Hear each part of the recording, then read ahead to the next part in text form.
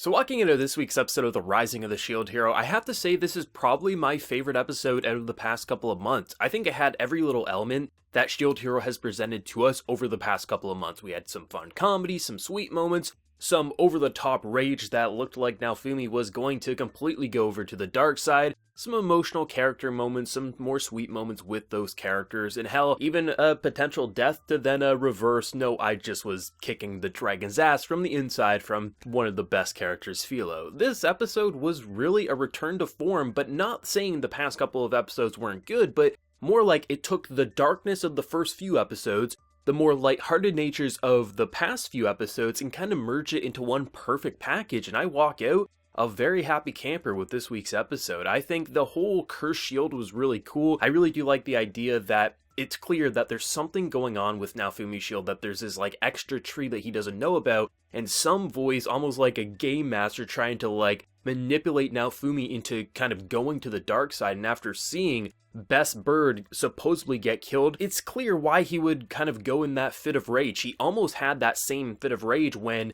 everyone was about to betray him after the duel with Spear Hero, but because Raftali was there, he was able to calm down. But this time, seeing someone that you truly care about, even though he's only known Philo for a month, that is what matters to him in this world. Raftali and Philo are what keeps him going in this current reality, and to see that be kind of shattered, I love how they directed that. His voice acting was spot on. You felt such crushing sorrow and just utter defeat, while the building rage was kind of building up like a drum beat, kind of getting progressively louder and louder as you're seeing the directing just go all in, the colors exploding on your screen. On one hand, you're like, yeah, go full on curse shield. But in the back of your mind, you're thinking to yourself, well, if he does that, that's probably going to screw him in the long term. But kind of like that voice trying to get Naofumi to kind of embrace the darkness, we too have that voice in our back of our mind, be like, no, you want to see the darkness, you want to see him controlled by this rage. And I think how they went about kind of directing this fight with this dragon zombie was really cool. I did like how it moved around. A lot of it was done in 3D, and I know some people will probably criticize that, but I actually like the kind of unnatural movements to this dragon because it's supposed to be a zombie dragon. I'm glad that it didn't look like a normal animated kind of monster in this world. It looked disturbing, it looked unnatural, as if it shouldn't be walking about, and I love just seeing that fight go down. I mean, it starts off with literally Best Bird coming in, kicking the dragon in the face. That actually cracked me up. I thought that was a hilariously directed scene, and I love seeing like, well, maybe this dragon can be defeated.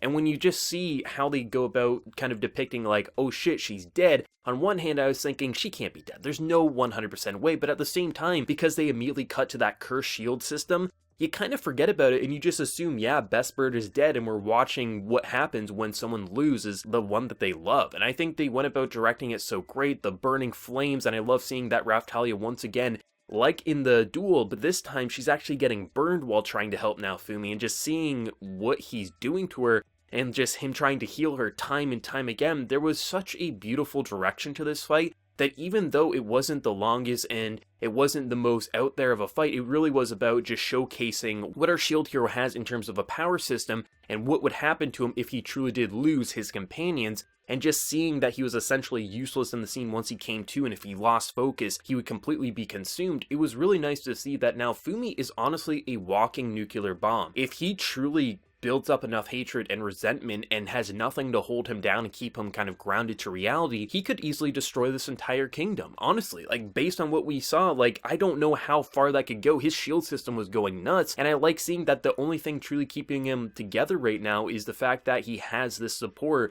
of his two companions. And I think it was a very beautifully directed scene. It was hype, it was also very emotional, it did a little bit of everything, and just seeing the resolution and seeing that, you know, Naofumi was willing to give up all this money to just heal Raftali because of the curse that she has, and now they're gonna have to go to a town with holy water and pay them. Like, this is a man who is truly a good guy, who will play the villain when he needs to, but also at the same time, he doesn't act like a hero to be a hero. He just sees, like, I can make money here, but also I can help these people in need. It's a really nice system, and I mean, the episode starts off pretty much immediately saying, like, the reason this is all happening is because wannabe Kirito decided to kill a dragon and leave the body to rot. And I like what they did, because as this kind of quick explanation of what happened to this town is going on, you're hearing that, you know, essentially it looked like everything was fine, but then the heroes came in and they just kept dying one after another. And Naofumi's like, even a high schooler like you should know that, you know, meat will rot, and that's probably not a good thing to leave a giant beast kind of just laying in the street. But then he quickly admits that he can't really blame the guy because he still views this as a game, so that's why the other heroes are pretty much idiots. And I kind of like how he's not overly hating the sword hero like he is the spear hero, because the spear hero is kind of chilling with his most hated woman in this planet. He's seeing like, I see a game HUD. Like we constantly see now Fumi's point of vision. Everything looks like a game from his perspective, so it makes sense why the other heroes are viewing this like a game. You're seeing a game HUD, you're seeing stats and levels, and everything that makes a RPG kind of what it is. But I like how he's not like overly like, I'm going to punch the sword hero in the face because he did a dumb deed. No, it's more like, he's such a dense idiot, I gotta show him the light or just clean up his mess, kind of a thing. Spear hero, he probably wants to stab in the heart for what he's doing, but I did like how he kind of explained that, because it's like, yeah, he's more ignorant than anything. And I did like how they explained the whole sword hero situation. This episode, though, was pretty fun, especially in the intro stages when we're seeing like just these little moments, like Philo didn't want to leave the cart behind because it's her entire life. She made all these memories, and then now Fumi will just kind of chime in being like, yeah, your whole month of memories, we can't leave the cart behind? Are you serious? Honestly, at this point, I might even put Philo as my favorite character just because she's so charming, her voice is adorable, she has these badass moments backed by really cute and adorable moments. Her character design shouldn't work for me, but I love it, especially because most of the time we see her as a giant kind of KFC chicken. It's absolutely hilarious. Even just the little moments in this episode, like I believe the very first scene in this episode was when now Fumi is pretty much making this jewelry for both Raftalia as well as Philo. Philo is getting probably something to wear in her hair, and Raftalia was getting this bracelet. It's really nice to see that, you know, he's using his tools, he's using his craft to do something nice for them, and it's nice how he's opening up in these very subtle ways. At the very end of the episode, they both see now Fumi finally smile, not behind their back, fully to their face, and I like how he kind of brushes it aside. Like, to see him genuinely happy after such a horrible incident. The last time this happened was in the duel with the spear hero, and he almost lost himself and he broke and passed out. This time, he was able to have a nice, genuine moment with his family at the end of such a horrible event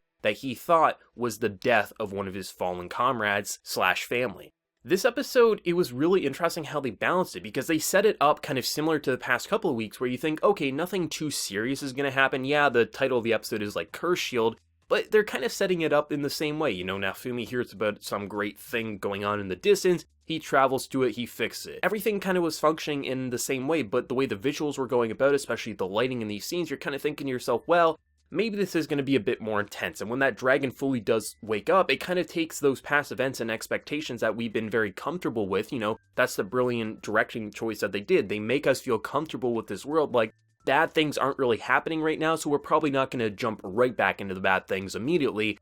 And then we do, and they kind of do this bait and switch, making us think and getting us pissed off, alongside now Fumi thinking best chicken was just ate. Really fun episode, and the reason, like I said, this is my favorite is because every little aspect that I enjoy about this show is present. It's like they took the past 7 episodes, picked all the best pieces from all of them, from the rage, the torment, the pissed off feelings, the very charming and happy moments, and all the little world mechanics, while also showing us a lot of, you know, now Fumi's new skill. He clearly got a new skill at the end of the episode that he's not high enough level to use. Like, it just took all the best pieces and combined it into what I consider to be a perfect episode of the Rising of the Shield Hero. The pacing felt nice. I like how long the battle was, even though it wasn't really much of a fight. It was more of now Fumi kind of just defending while the rage was building up more and more until Best Chicken came in, just busted the tummy wide open, which was such a grand entrance. I do love how, like, typically I might be a little like, okay, that's a little of a cheap way to save the chicken, but she was eating food before she got ate, so the blood splatter did make sense in that case. I mean, I was kind of expecting if she did live, she would have lost a leg or something, and maybe we'd have to use some magic or something to repair it, but she just comes out being like, nah, it was fine. Oh, were you worried about me? Such an adorable and charming moment, especially because she didn't even see what was going on the outside. There was such torment and heartbreak, and she comes out and just lightens the mood immediately. I do like how they're able to transition from the dark and gloomy to the more silly and comedic, which typically you can't walk that line that well, especially with how this series starts off in such a brutal way. You would think that it's either going to stick to being dark or then it would just go cliche, but the author found a way to walk this fine line of being able to have these dark and almost edgy moments, and I use edgy as a compliment here. Edgy doesn't have to be a bad thing. You can actually use that to actually have impact on your viewers, which I had in this episode, but then you can transition right back into the very peaceful and maybe more normal and mundane scenes and have it just be so damn perfect. I'm really impressed with the Rising of the Shield Hero because even when it isn't being the most creative in terms of pushing the boundaries of what an isekai can be, or kind of deconstructing these tropes, they're managing to really tell an interesting story where there's so many little mechanics at play. You're wanting to know what the voice in Naofumi's head is.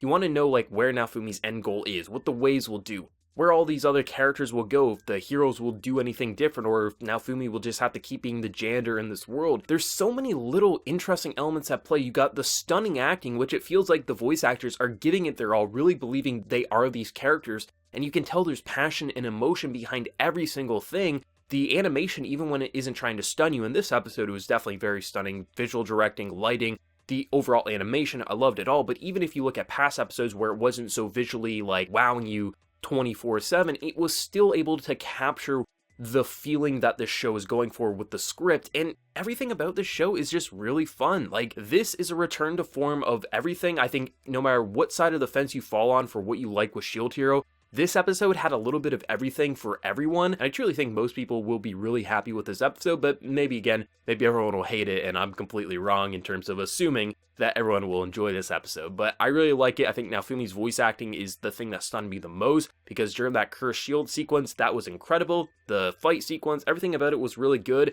and I think just seeing Naofumi willing to give up so much, money just to save Raftalia, it really showcases what a good guy he is, just thrown into a really shitty situation. But for anyone who watched this episode, what did you think of episode 8 of The Rising of the Shield Hero? For people who have read either the light novel or the manga or the web novel, what did you feel about the adaptation? And for anime originals, how did you feel about this entire rage sequence or anything else in the episode? Let me know down in that comment section below. As well, remember to leave a like if you did enjoy this video and hit that subscribe button if you're new around here. But until next time, everyone, please take care and have a good one.